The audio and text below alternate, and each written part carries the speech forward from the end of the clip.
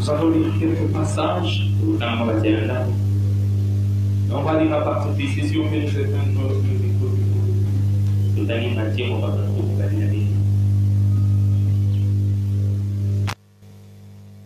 Nous allons lire quelques passages.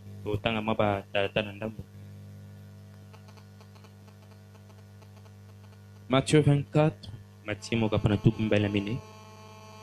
En effet, nous sommes au verset 5e, je lis dans la version Parole de vie.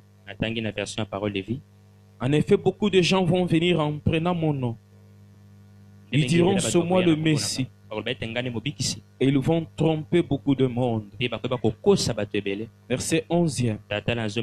Beaucoup de faux prophètes viendront et ils tromperont beaucoup de monde. Verset 14e. On annoncera au monde entier cette bonne nouvelle du royaume. Pour que tous ceux qui ne connaissent pas Dieu l'entendent. Alors ça sera la fin. Verset 15e. Vous verrez celui qu'on appelle le destructeur horrible. Il sera placé dans le lieu saint. Le prophète Daniel a parlé de lui. Celui qui lit cela doit bien comprendre. Verset 24e. En effet, de faux messies et de faux prophètes vont venir. Ils feront des choses très étonnantes et des miracles pour tromper si possible même ce que Dieu a choisi. Verset 26e. Quand on vous dira, regardez, le Messie est dans le désert, n'y allez pas. Quand on vous dira, regardez, il se cache ici, ne le croyez pas. Seigneur, parle-nous.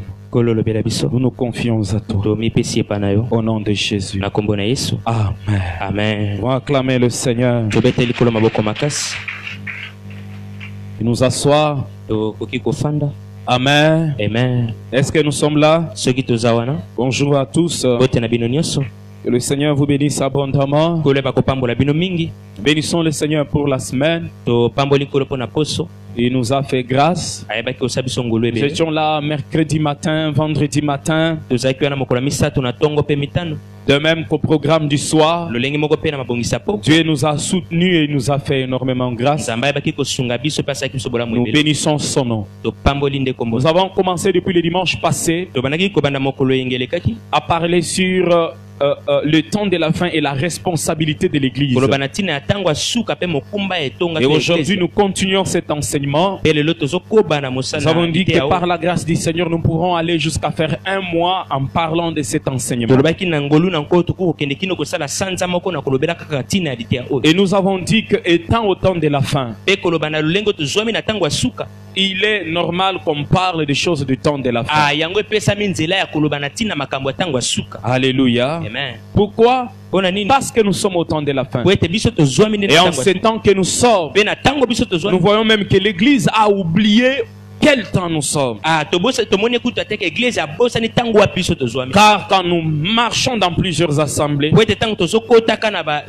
n'avertit pas les gens par rapport au temps. On ne parle pas même du temps de la fin. Et même la plupart des prédicateurs ne touchent ni l'Apocalypse, ni Daniel, ni Ézéchiel, ni parler de l'eschatologie des événements du temps de la fin.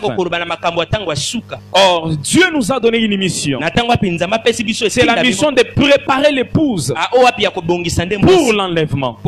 Et si on ne peut ni parler du temps de la fin, ni parler, ni avertir le peuple de Dieu, alors là on n'accomplit pas notre mission. Et nous devons être dans la joie lorsque nous enseignons sur ces choses. Il y a des gens, quand tu lises la Bible, ils sautent Daniel, ils sautent Ézéchiel, ils sautent Apocalypse. Il y a des gens qui peuvent faire une année sans lire Apocalypse, alors que nous sommes dans les temps apocalyptiques. Alors si on ne lit pas Apocalypse, comment on va s'avertir et comprendre quel temps nous sommes? Nous avons commencé d'abord à définir le temps. Et nous avons parlé des signes du temps de la fin dans l'homme. Et nous avons dit que les signes du temps de la fin, quand Jésus-Christ parle dans Matthieu 24, Dieu classe ces signes dans quatre. Jésus-Christ classe ces signes dans quatre catégories. Il parle du signe du temps de la fin par rapport à l'enseignement qui sera donné à l'église. Il parle des signes du temps de la fin par rapport à l'église elle-même. Et il parle des signes du temps de la fin par rapport à l'homme. Et il parle des signes du temps de la fin par rapport au monde. Et nous avons déjà parlé par rapport à l'homme. Nous avons vu comment est-ce que l'homme du temps de la fin est. Et on peut être dans les temps de la fin sans avoir le temps de la fin. Nous l'avons expliqué. C'est que quand ces signes du temps de la fin ne se trouvent pas en toi, c'est vrai que tu es dans le temps de la fin par rapport au monde, mais ta vie spirituelle n'est pas à sa fin, car tu es en communion avec Dieu. Et aujourd'hui nous allons parler des signes de temps de la fin par rapport à l'église. L'église, selon sa définition, ek kaolem, qui veut dire ecclésia, ou ceux qui sont appelés en dehors d'eux. Le mot église est venu par les Romains. Église était l'assemblée, plutôt le Sénat romain. Le Sénat romain. Et c'est le Sénat romain qu'on appelait assemblée. Car eux, ils étaient retirés de tous pour décider sur la nation. Ainsi l'église est ceux qui sont retirés du monde et qui sont mis à part. L'église commence à la Pentecôte. C'est à la Pentecôte que l'église commence. Avant la Pentecôte, il y avait seulement l'image de l'église avec Moïse dans le désert. Amen, amen. C'est qu'on appelle l'ombre de l'église. Il y avait l'ombre de l'église, mais l'église n'avait pas existé dans l'Ancien Testament. L'église a existé au jour de la Pentecôte. C'était la première église. Jésus-Christ avait aussi son église, mais on n'appelle pas ça église. On appelle ça un noyau primaire qui était de 12 personnes. Jésus eut un autre noyau secondaire qui était de 120 personnes. Et l'église primitive commence à la Pentecôte. Alléluia. Amen. La première prédication, 3000 âmes sauvées, et la première église se forme. Et l'église est partie en grandissant. Amen, amen. Et l'église aura sa fin. La fin de l'église, ça sera au début de cette dernière semaine. Au début de la dernière semaine, quand Jésus-Christ viendra, l'église prend fin.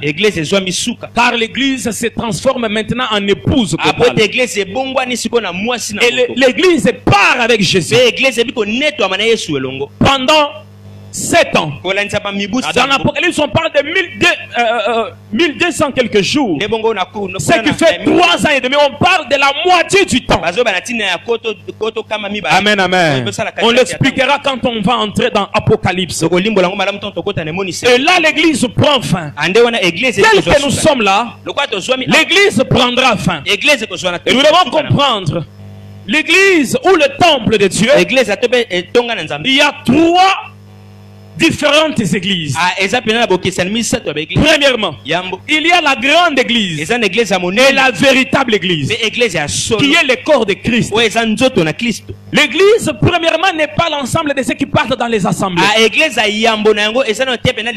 Tous ceux qui entrent dans des églises n'appartiennent pas au corps du Christ. Donc tu peux aller à l'église sans être église. Car l'église, premièrement, c'est ceux qui sont sauvés. Et ceux qui marchent dans la crainte de Dieu en Jésus-Christ sont l'église. Alléluia. Amen. Quand Jésus viendra, il les prendra. Que ce soit les morts, que ce soit les vivants qui sont sauvés en Jésus, forment l'église de Jésus. Raison pour laquelle même la Bible dit, il y a une nuée des témoins qui nous environnent. Amen, amen. Amen. Deuxièmement, l'église, c'est une assemblée locale. Il y a d'abord l'église universelle qui est l'église corps de Christ. Et il y a l'église locale. Comme nous sommes là, la compassion Bandunduvi. Nous sommes situés dans une localité. Une église locale. Et il y a une troisième église.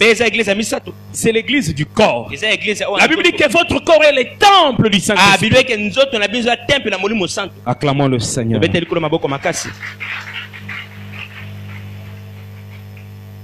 Dans la prophétie des 70 semaines, comme on l'a dit pendant la semaine, d'abord cette prophétie concerne d'abord Israël. Ainsi Jésus-Christ dit ceci: 70 semaines ont été fixées sur ta ville, sur ton peuple. Ce n'est pas d'abord de l'église, mais d'abord pour Israël. Ainsi Israël est l'horloge de Dieu dans les mondes. Amen, amen. Amen. Vous devez comprendre ça et vraiment vous devez écrire ça. Surtout les prédicateurs. Les 70 semaines font 490 ans.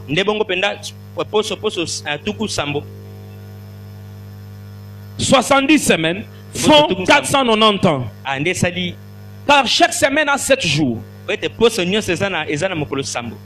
Et 7 fois 70, ça fait 490. Amen, amen. Amen. 490 années. Alléluia. Amen. Ainsi, l'ange Gabriel a parlé à Daniel que ces 490 années devraient s'accomplir. Et devraient commencer lorsque Jérusalem sera rebâti.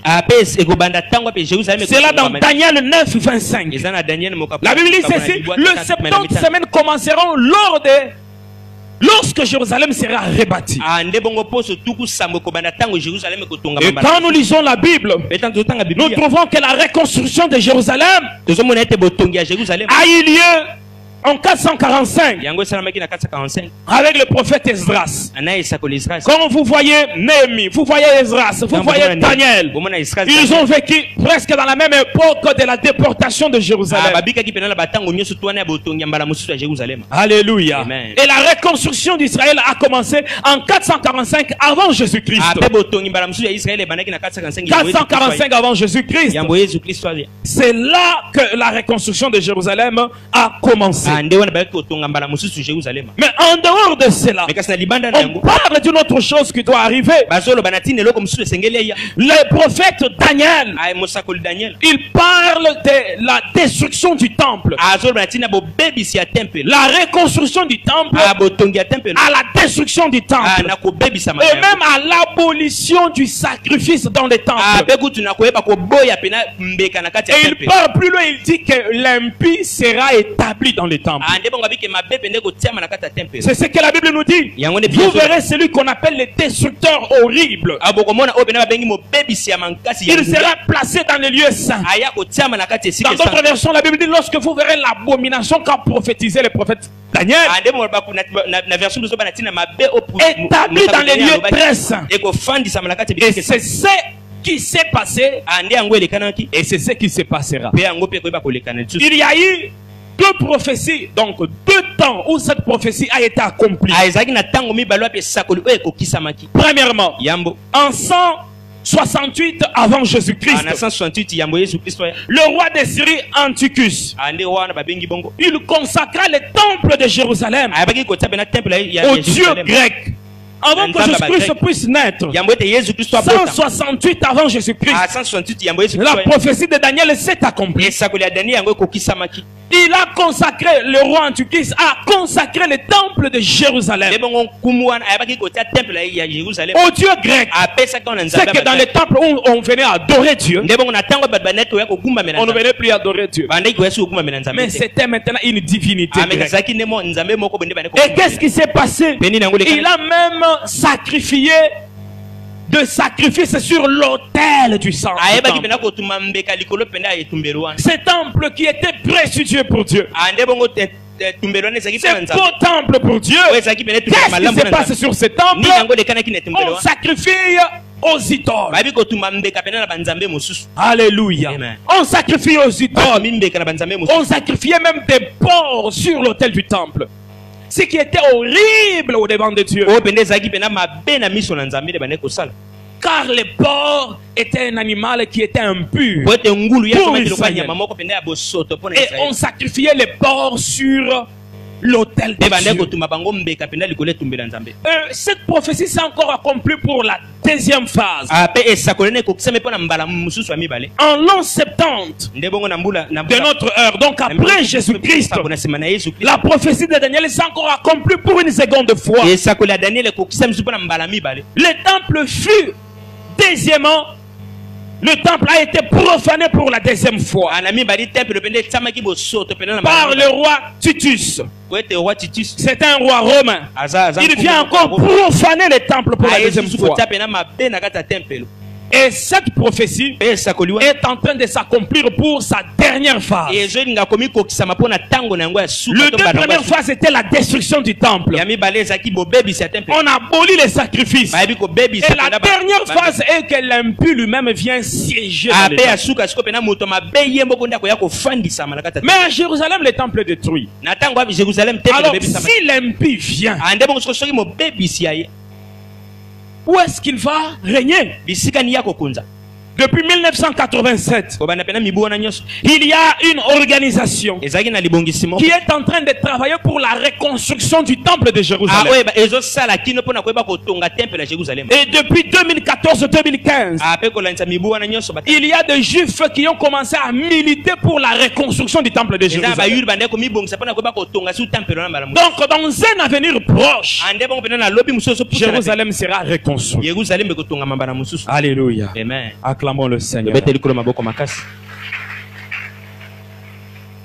Je vois des gens qui sont fatigués. La Bible dit ceci. Parce que tu as rejeté la connaissance, moi aussi je ferai quoi? Je te rejetterai. Et la Bible dit encore, Mon peuple périt par manque. Il faut aimer la connaissance. Et la foi vient de quoi? De la connaissance. Si tu n'aimes pas la connaissance, tu n'auras pas la foi. Et si tu n'as pas la connaissance, Dieu va te rejeter. Parce que tu as haï. Et la Bible ne s'arrête pas là. Aussi, je rejetterai aussi tes enfants. N'attendez pas seulement qu'on vous dise soyez bénis. Non. Non. Vous devez comprendre ça car ça concerne l'église. Alléluia. Yes. C'est pour vous ça. Parlons maintenant de l'accomplissement de cette prophétie pour la 3e fois. C'est que l'église est en train d'être reconstruite. L'église de Jérusalem. Et qu'est-ce qui se passera? L'impie viendra siéger. Mais déjà autant que nous sommes, la Bible dit qu'il est déjà là. Il y a seulement une chose qui les retient. Il faut que celui qui retient cet impie est disparu. Et quand tu seras disparu, il se manifestera pleinement. Mais il se manifeste déjà. Et nous devons faire attention. Nous avons parlé de combien d'églises? 3 églises.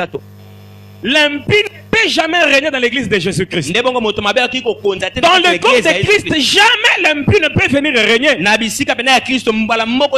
Mais l'impie peut régner dans le temple physique. Le temple en construit. Mais l'impie peut aussi régner dans les temples de notre corps. Vous voyez ça? N'attendons pas seulement ce que Jérusalem a dit qu'au Tongama. Si l'église de Jérusalem commence à être construite, alors là on va voir. Non! Il y a déjà des temples déjà construits, ce sont nos corps. Si l'impie ne peut pas régner à Jérusalem, il peut régner où ça? Dans nos corps. Et s'il règne dans nos corps, il aura aussi régné dans l'église locale. Vous voyez ça? Et cela est déjà arrivé. Amen, amen. Amen. Cela est déjà arrivé. Et qu'est-ce qui se passe aujourd'hui? Premièrement, le progrès de l'apostasie parmi les chrétiens. Les chrétiens continuent dans l'apostasie. L'apostasie, c'est quoi? L'abandon de la foi. Les chrétiens abandonnent la foi aujourd'hui. Pourquoi aujourd'hui les chrétiens abandonnent la foi? À cause de l'argent, à cause du monde, à cause de tout ce qui est invention nouvelle aujourd'hui. Le chrétien abandonne la foi à cause aussi de la souffrance. Quelqu'un dira, pasteur, moi je viens à l'église tous les jours, je n'ai pas abandonné la foi.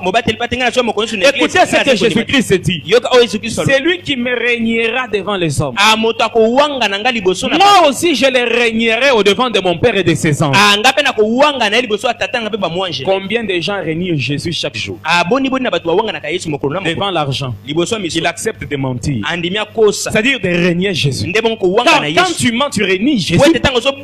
Alors combien de gens aujourd'hui sont dans l'apostasie? Malgré tu viens à l'église, mais tu régnes Jésus devant l'argent. Combien de gens aujourd'hui vivent dans l'impudicité à cause de l'argent? Il est serviteur de Dieu. Elle est serviteur de Dieu. Mais devant l'impudicité, elle règne où il règne Jésus-Christ. Mais c'est ça l'abandon de la foi. C'est que nous voulons que les signes du temps de la fin, on voit le soleil sortir gros comme ça. Et puis la terre commence à basculer. Non, l'impie ne va pas seulement régner dans l'église de Jérusalem, même dans l'église de nos corps, dans notre foi.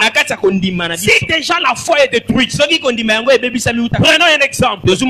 Aujourd'hui, il y a des gens qui prêchent sur le mariage homosexuel. Il y a une église à Kinshasa, à Funa, l'église des homosexuels. À Kinshasa, pas en Europe, à Kinshasa, l'église des homosexuels. Et cette église-là est financée. Ils ont l'argent. Tu peux venir, on te donne l'emploi. Et on te donne aussi un mariage. Aux frères John, je ne suis pas frère Jean. Au Bali, aux Unamusala. Parce qu'aujourd'hui, les gens perdent tout à cause de l'argent. Les gens peuvent même tuer leurs frères à cause de l'argent. Les gens tuent même à l'église à cause de l'argent. Combien d'empoisonnements aujourd'hui à l'église? Mais c'est ça le règnement de la foi. Vous vous dites chrétien, mais vous volez en connaissance des causes. Vous vous dites chrétien, mais vous mentez, sachant que vous avez Jésus. Vous dites chrétien, mais vous régnez Jésus devant la publicité. C'est ça l'abandon de la foi. C'est ça même le recul dans la foi. C'est ça même qui amène à l'apostasie. N'attendez pas après 100 ans. Déjà aujourd'hui, il y a déjà les signes dans l'église. Comment on peut voir en Afrique et à Kinshasa où il y a des milliers d'églises, plus de 15 000 églises de réveil à Kinshasa, 24 communes seulement, 24 communes, à peu près une cinquantaine ou une septantaine de quartiers, 15 000 églises. Mais dans ces plus de 15 000 églises, qu'est-ce qu'on trouve? On trouve que malgré tout ça, il y a aussi une très grande église à Kinshasa, l'église des homosexuels. Pas seulement ça, il y a aussi une deuxième église à Kinshasa toujours, l'église de 666. Et ils acceptent la marque de 666. Ils se réunissent quelque part et cela même est passé dans des vidéos. Pour vous imaginer, les gens partent.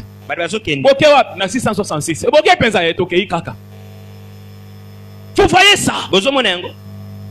Nous sommes au temps de la fin, mon frère. Ton mensonge prouve que tu réunis Dieu. Ton impudicité prouve que tu as abandonné la foi. Comment tu peux être chrétien et vivre dans l'impudicité et voir ça normal? Ça prouve que tu as abandonné la foi. Le progrès de l'apostasie, l'abandon de la foi. Et qu'est-ce qui se passe encore? La diffusion d'un évangile erroné et mondain, où Jésus-Christ n'est plus au centre. Aujourd'hui, il y a l'enseignement qu'on appelle le New Age. New Age, ça veut dire quoi? La nouvelle génération. Et dans ces enseignements-là, on place l'homme au centre de tout. Il y a même de documentaires qui passent à la télévision. On dit si tu penses à une chose, tu l'auras. Il suffit de commencer à penser que tu l'auras, tu l'auras. Et des gens donnent des témoignages, oui. Moi j'avais pris déjà un plan d'une maison et j'ai mis ça dans mon coffre-fort et je commençais à voir que j'aurais cette maison là et je l'ai eu. Vous voyez, c'est pas mal, hein? C'est la foi, non? Est-ce qu'un chrétien peut refuser ça? Parce qu'on prêche aussi ça à l'église. Or, la foi est basée sur Jésus. La foi n'est pas basée sur une imagination. Et lorsque quelqu'un vous dit imagine seulement tu auras. Non, c'est Jésus la base de notre foi. La foi vient de ce qu'on entend. Et ce qu'on entend vient de la parole de Jésus. Si quelqu'un te donne une foi qui ne vient pas de la parole de Jésus, alors ce n'est pas la foi. Et l'église aujourd'hui ne veut pas être enseigné, ne veut pas comprendre ces choses. L'église d'aujourd'hui veut seulement recevoir. Et quand on vous dit recevez, vous êtes dans la joie. Quand on vous dit prenez les cahiers et notez, vous ne prenez pas des cahiers, vous ne notez rien, vous attendez qu'on dise recevez. Ils sont venus avec des cahiers, ils sont venus avec des stylos, ils sont venus avec des bibles. Vous voyez? Vous étiez venu pour qu'on vous dise recevez. Vous n'étiez pas venu pour qu'on vous enseigne. C'est ça l'église d'aujourd'hui. Nous partons pas pour être enseignés. Quand tu pars à l'école, tu amènes quoi? Les cahiers. Les stylos. Mais quand tu viens à l'église, tu amènes quoi? Nous avons détruit l'église de Dieu. Nous avons amené l'église de Dieu à une église verbale, orale, et non une église scripturelle.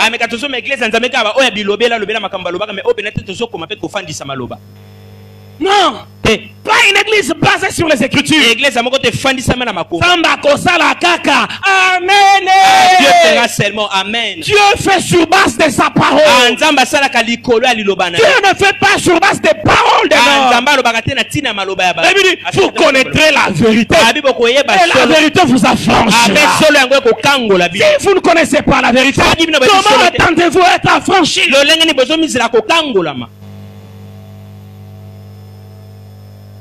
Mauvais évangile aujourd'hui. Mauvais évangile aujourd'hui. Au verset 5, on dit ceci. En effet, beaucoup de gens viendront en prenant mon nom. Ils diront ceci: c'est Jésus le Messie. Ils ne diront pas qu'ils sont eux de Messie. Non. Ils diront vraiment Yesu Ndenzame. Pasteur, qu'est-ce que tu prêches? Jésus. Mais en réalité, ils ne sont pas envoyés de Dieu. La Bible dit ceci: ce n'est pas tous ceux qui disent Seigneur, Seigneur, Seigneur qui entreront dans le royaume de mon Père. Et aujourd'hui l'église est ballottée de part et d'autre.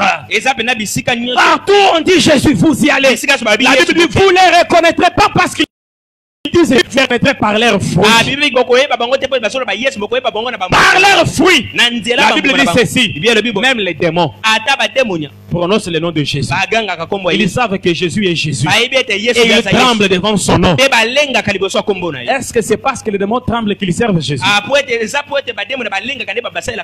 Tout le monde reconnaît Jésus. Même les sorcières reconnaissent Jésus. Mais ce n'est pas parce qu'ils reconnaissent Jésus qu'ils le servent. Ce n'est pas parce qu'ils disent Jésus qu'ils le servent. Ils diront c'est Jésus le Messie. Mais pendant que eux-mêmes n'appartiennent pas à Jésus, et vous les reconnaîtrez par leurs enseignements. Ils ne vous diraient jamais de craindre le péché. Ils ne vous diront jamais mariez-vous légalement. D'une manière normale. Ça, ils ne vous le diront jamais. Quand tu vas enceinte, ils vont t'acclamer. Et ce jour-là, la personne a quand tu crois dans l'église, oui, combien dans des églises nous trouvons des sœurs qui sont enceintes mais qui continuent à servir Dieu parce que les enfants sont une bénédiction.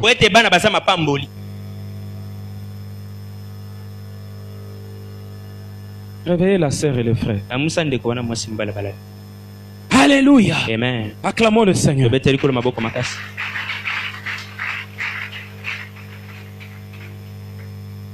La diffusion d'un faux évangile. Asseyez-vous bien. La diffusion d'un faux évangile. Et c'est ce qu'il y a aujourd'hui à l'église. Et ces églises-là évoluent. Pourquoi? Parce que les enfants de Dieu aiment les recevoir et les donner.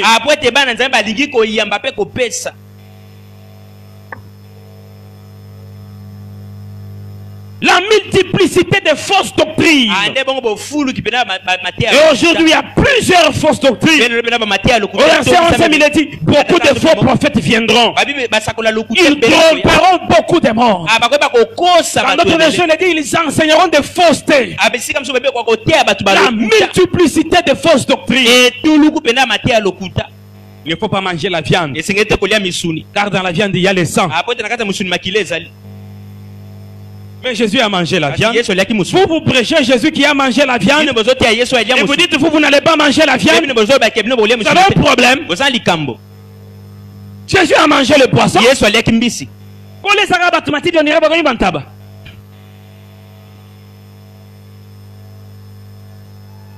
Jésus a mangé ça.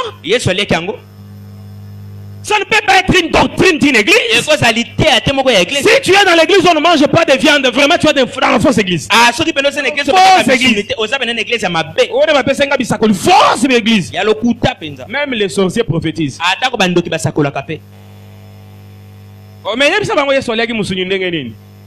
Il faut pas que tout bélissa Yesu. Yesu tout béla. Tu as fait manger la viande.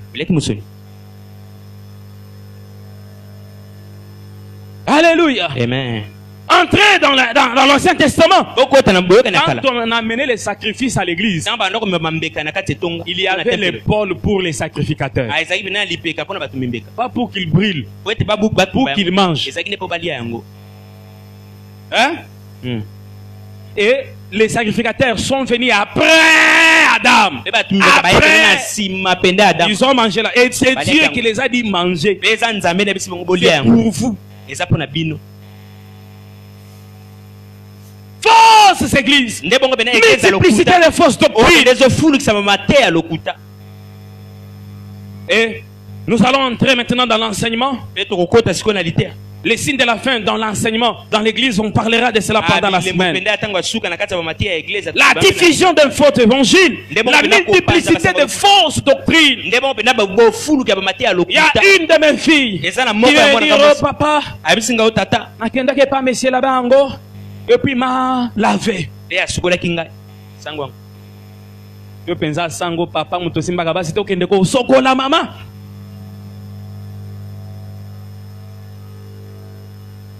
Sango mutu anzambala. Ake sokola mama ya bato. Et il y a des gens qui parlent. Oh, il m'avait oint d'huile. Oh, yo za bébé.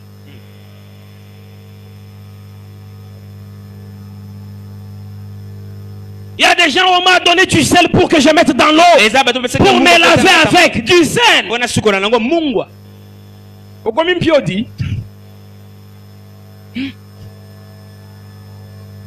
De fil à la hanche. De fil à la hanche. On te dit, à minuit sort. Entre dans les toilettes. Comme j'ai causé avec un frère. Lui, on l'a dit au fétiche. À tout sergiste. Tu entres dans les toilettes. 12 sergistes. Alléluia. Amen. Nous voyons des enfants de Dieu qui partent, qui acceptent ce genre de choses. C'est ça le temps de la fin. La multiplicité de fausses doctrines. Il faut allumer la bougie rouge, allumer la bougie blanche, allumer la bougie jaune. Où est-ce que Jésus avait allumé la bougie dans la Bible? Où est-ce que Jésus avait allumé la bougie? Il y a une église pour qu'on te guérisse, on doit te mettre l'eau de la bougie là. Là où tu es malade.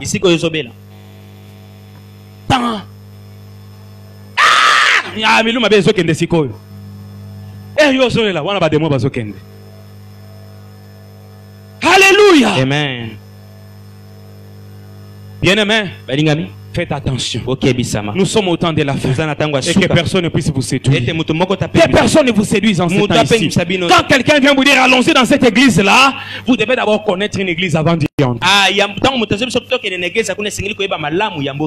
connaître une église avant d'y entrer.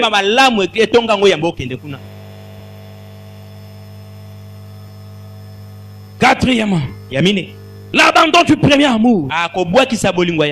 Apocalypse 2:5. Et en ce temps de la fin, plusieurs ont abandonné le premier amour à l'église. Où on a le culte d'enseignement, le culte de la semaine, où on enseigne. Les gens viennent de moins en moins. Mais quand on est au dimanche où on danse, les gens viennent de plus en plus. Comment tu es chrétien et tu ne participes pas au culte de la semaine? Certains quand tu le demandes pourquoi tu n'es pas venu, pasteur,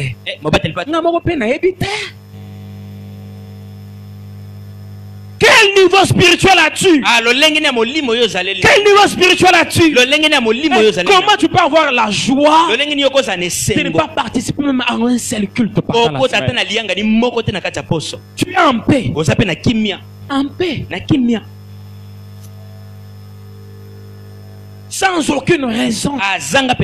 Il y a même des gens qui créent des raisons. Il voit vraiment le mercredi. Il n'a rien à faire. S'il reste comme ça à la maison, il risque d'aller à l'église. Il crée un rendez-vous. Parce qu'il sait, s'il reste à la maison, il peut aller à l'église. Voyez-vous un peu les niveaux où les démons travaillent dans les gens. Et maintenant, il se crée un programme.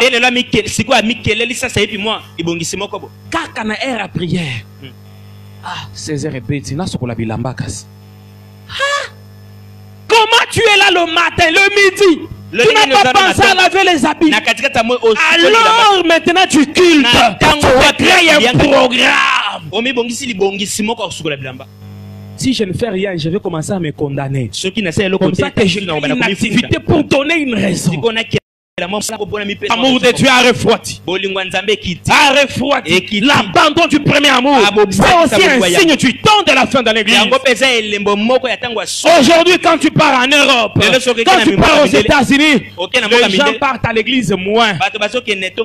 Et beaucoup de gens suivent seulement les prédications sur Internet. Et vous savez les raisons? Il n'y a pas de bonnes églises. Il n'y a jamais eu manquement de bonnes églises. S'il y a 1000 fausses églises, il y aura une seule vraie église. Un enfant qui nous suit sur Internet, ne restez pas sur Internet. Entrez dans une église locale. Cherchez une église locale. Qui veillera sur toi? Qui va te gronder? Qui va t'aider à évoluer?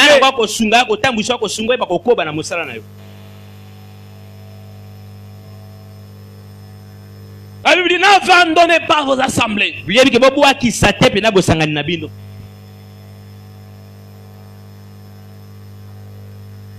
Et cette situation ira en s'empirant. En s'empirant. En s'empirant. Et qu'est-ce qui va se passer? Au verset 15e, vous verrez celui qu'on appelle le destructeur horrible. Il sera placé dans les lieux saints. L'apparition de l'impie dans les lieux saints. Et c'est là, comme on était en train de le dire, est déjà arrivé. Cela est déjà arrivé. Aujourd'hui, il y a l'impie dans le cœur des chrétiens. Dans le cœur des chrétiens. Qui amène les fausses doctrines dans des assemblées. Alléluia. Yes. Il y a des faux pasteurs qui se multiplient aujourd'hui. Raison pour laquelle, mes frères et sœurs, examinez votre foi. Examinez votre marche. Examinez votre vie chrétienne. Vous risquez de rater l'enlèvement. Jésus-Christ revient bientôt. Bientôt, ça ne veut pas dire dans 1000 ans. Bientôt, c'est bientôt. Et ça peut être aujourd'hui. Revoyez votre vie. On ne vit pas sa vie au devant des hommes. Mais on vit sa vie au devant de Dieu tous les jours. Car nous les hommes, il y a des endroits où on ne peut jamais être avec toi. Il y a des lieux qu'on ne te verra jamais. Mais sache-le. Même si tu te caches dans l'hôtel, là au fond, aux frontières là-bas, les yeux de Dieu ne voient pas. Les yeux de Dieu ne voient pas. Tu peux vivre dans le péché et continuer à servir Dieu. C'est pas un problème. Nous ne saurons pas comment te suspendre. Parce qu'on n'a pas vu comment tu marches. Mais Dieu sait comment suspendre. Dieu, il connaît bien comment te suspendre. Et aujourd'hui, les gens donnent des raisons. Donnent des raisons pour vivre dans le mal, pour vivre dans le péché, pour vivre dans l'impudicité. Ma femme n'entend pas à la maison. Ma femme elle est orgueilleuse. Ma femme elle est ceci, cela. Ma femme elle est ceci, cela. Pour trouver une raison pour introduire une autre. J'ai des problèmes. Raison pour laquelle je prends l'alcool. Parce que je n'ai pas la paix. Pour trouver une raison pour faire voir aux gens je prends l'alcool parce que je n'ai pas la paix. Même le manquement de la paix ne peut pas te faire pécher. Vous croyez que quand on sera au ciel, Dieu va appeler le trouble. Et il appelle la paix. Dieu les appelle. Il paie. Pourquoi tu n'étais pas dans sa vie le lundi? Comment ça dit non, Dieu pardonne-moi. Dieu ne jugera pas la paix. Dieu ne jugera pas les troubles. Dieu jugera celui qui péchera. Que tu aies la paix, que tu aies les troubles, ce n'est pas un problème ou une occasion pour pécher. Dieu ne jugera ni la paix ni le trouble. Dieu te jugera toi. Oh, maintenant, moi, là, je n'ai pas l'argent pour payer les frais académiques. Si lui ne me donne pas l'argent, comment je vais payer? Bien aimé, Dieu ne jugera pas les études. Dieu ne jugera pas l'université. Dieu ne jugera pas l'argent. Il ne jugera pas argent. Il fallait être là pour qu'il paye les études. Et tu manques l'argent. Et tu ne manques pas. Quand tu pêches, Dieu te jugera. Parce qu'il y a des gens qui croient que Dieu te donnera raison.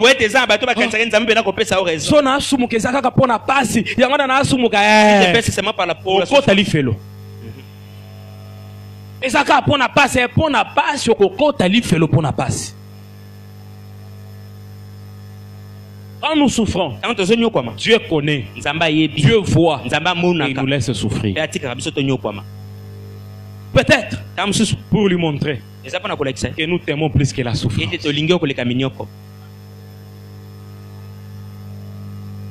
Dieu ne va pas écourter la souffrance parce que tu veux pécher. Non. D'ailleurs, si tu veux pécher, Dieu va encore amener la souffrance très loin. Il y a des gens qui prient.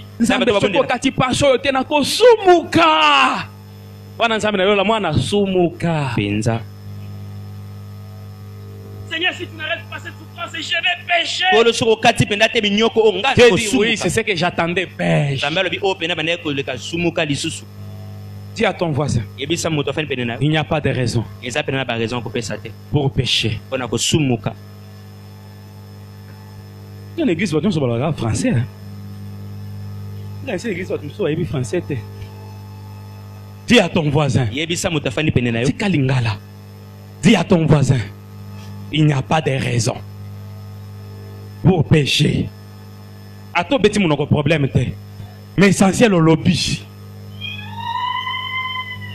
Ça n'a pas de raison pour zézé. C'est la même chose. Acclamons le Seigneur.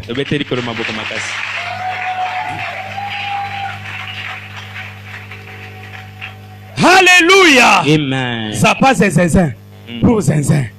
C'est ça, mon frère. Si tu pêches, il n'y a pas de raison pour pécher. Dieu ne jugera jamais une raison. Dieu jugera toujours le pécheur. Toujours le pécheur. Alors, bien-aimé, prends un engagement ce matin. Sachant le temps de la fin est à la porte. Sachant bientôt Jésus va revenir. Sachant que même quand tu es caché, aux yeux de Dieu tu n'es pas caché. Même quand ta femme ne te voit pas, Dieu lui te voit. Même quand le pasteur ne sait pas ce que tu as fait, Dieu lui sait ce que tu as fait. Il y a un frère à l'église. On est venu me dire ce qu'il fait. Je l'ai appelé. On m'a dit ça. Ah, Daddy. Tata. Ah, Daddy. D'accord, Daddy. Je dis si c'est ça. Dis-moi. Ah, Daddy. Ça va. On vient me dire encore une autre chose. Mais je lui ai dit, si tu as besoin de te fiancer, mais dis-moi non. Je peux t'aider. Hein? Même à choisir. Déjà c'est bon. Ça va. Daddy. Tata. Ok, Daddy. Je lui ai dit, si tu m'aimes, Dieu, tu ne peux pas le mentir. Et ça n'a pas fait de temps. Il tombe sur un problème. Et je lui demande, c'est ça ou ce n'est pas ça? Non. J'appelle la personne. Bon, Dis alors en sa présence. Osanga lisusu te. Okoko sanga mokolo moko nzamba ko bouton.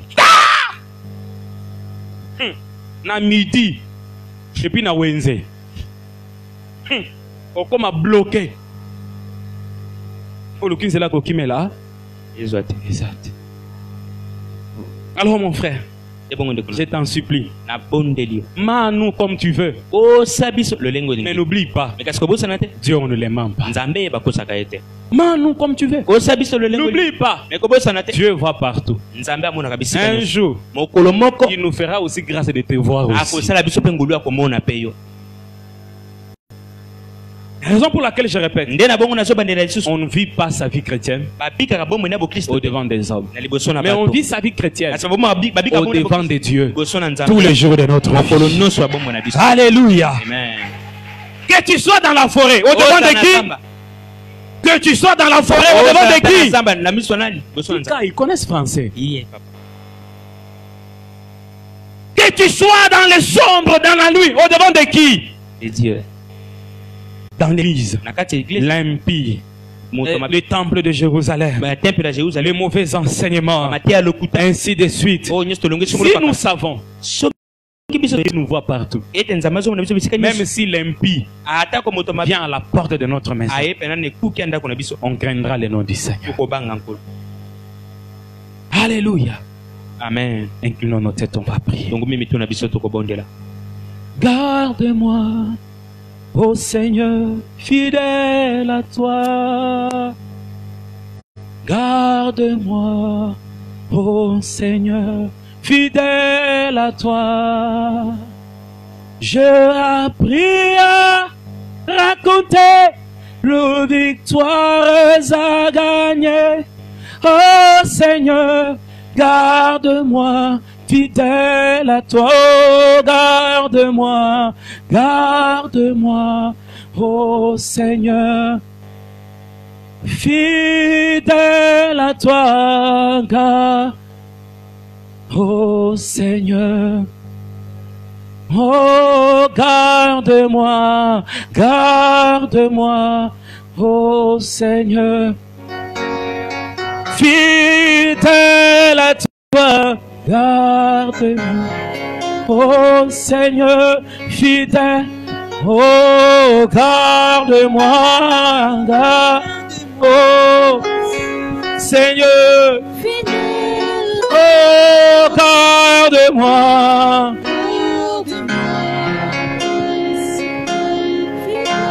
mon Dieu, garde-moi, Seigneur, oh, garde-moi,